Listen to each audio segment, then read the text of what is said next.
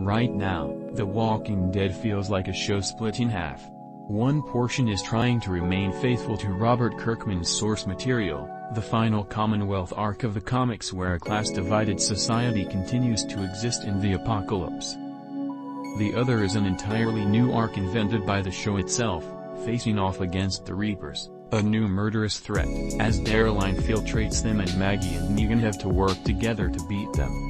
I never liked the Commonwealth arc in the comics, and I don't like it in the show either, which is no great surprise.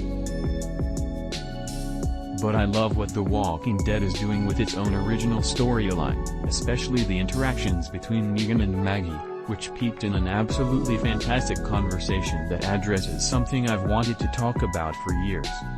In the conversation, Negan admits that the right thing to do all those years ago was to kill everyone in the lineup, rather than just a few of them, which led to the Savior War which he badly lost, and nearly his entire community being killed. Maggie is horrified when Negan says this, but Negan pulls the trap card, the thing I've wanted to talk about. He brings up the fact that it was Rick who struck first before the lineup even happened. This is when Rick, Glenn and others snuck into one of Negan's satellite outposts and slit everyone's throats as they slept.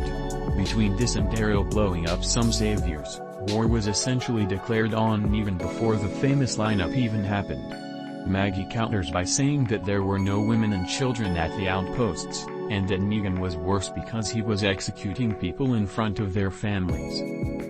Negan responds by saying that he knows that Aaron got Gracie by kidnapping her from a savior base, and she shouldn't be throwing stones.